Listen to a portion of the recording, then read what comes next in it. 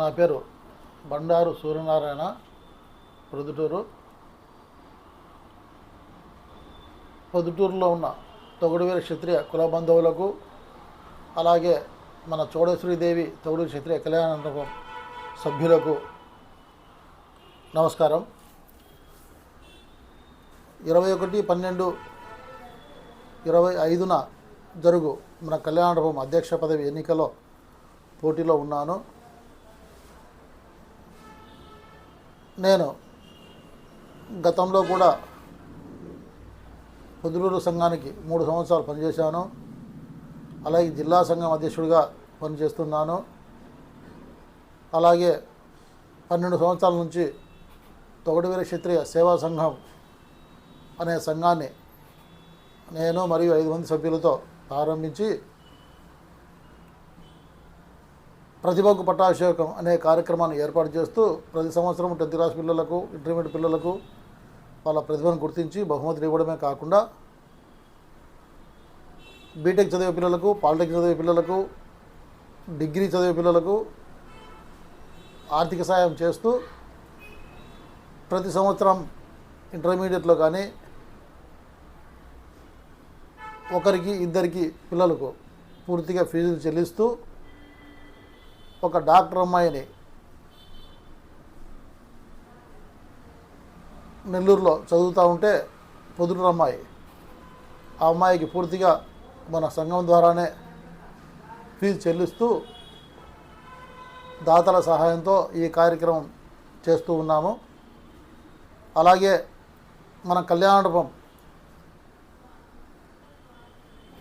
ప్రారంభానికి ముందు స్థలం కోసం 10 సంవత్సరాలు కష్టపడి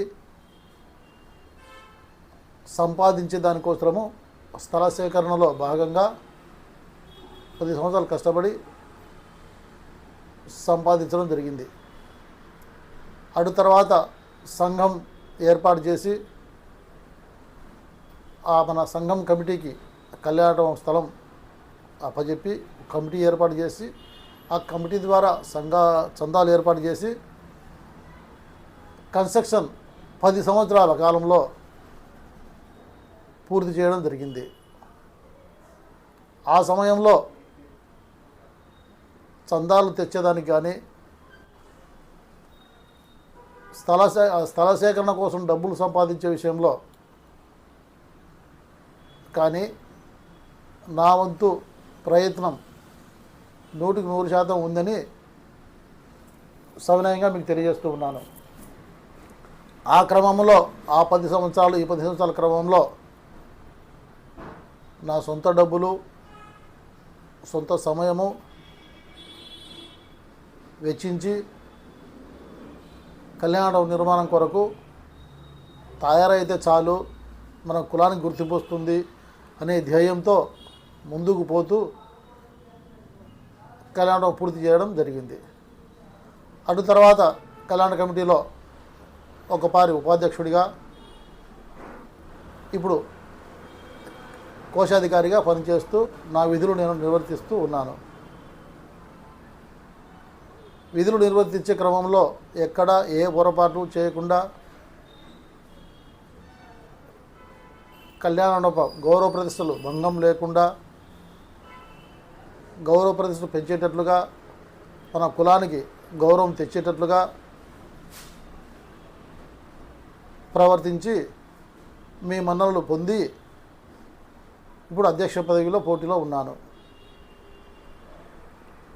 ఇప్పుడు కూడా అందరూ నన్ను ఆదరిస్తూ ఉన్నారు. ఇప్పటికే మీ అందరినీ 2-3 మార్లు కలవడం జరిగింది, ఓటు అభ్యర్థించడం జరిగింది. మీరు మంచి ఉద్దేశంతో, మంచి సహృదయంతో ఆదరిస్తామని మాట ఇచ్చారు. దయచేసి ఇదే మాదిరిగానే 21వ తేదీ జరిగే ఎలక్షన్లో అందరూ పూర్తిగా పాల్గొని ఏ కారణాల చేతనైనా తమకు పనులు ఏమైనా ఉంటే పనులు కొంచెం సర్దుకొని తప్పకుండా హాజరై నాకు ఓటేసి గెలిపిస్తారని మనవి చేస్తున్నాను. అలాగే నా ప్రత్యర్థులు నా పైన కళ్యాణం పైన నిందలు వేస్తూ ఉన్నారు. వీటన్నిటికీ ఇంకొక పారి నిదానంగా సవినయంగా జవాబు చెప్తానని వివరిస్తున్నాను. ఇంతటితో ఈ ఎలక్షన్లలో నా యొక్క గోడ గడియారం గుర్తుపై తమరి అమూల్యమైన ఓటు వేయించి ఆదరిస్తారని కోరుతున్నాను. దయచేసి నాకు మంచి మెజారిటీతో గెలిపిస్తారని కోరుకుంటూ సెలవు తీసుకుంటున్నాను. మరొక వీడియోలో కనిపిస్తాను. నమస్కారం.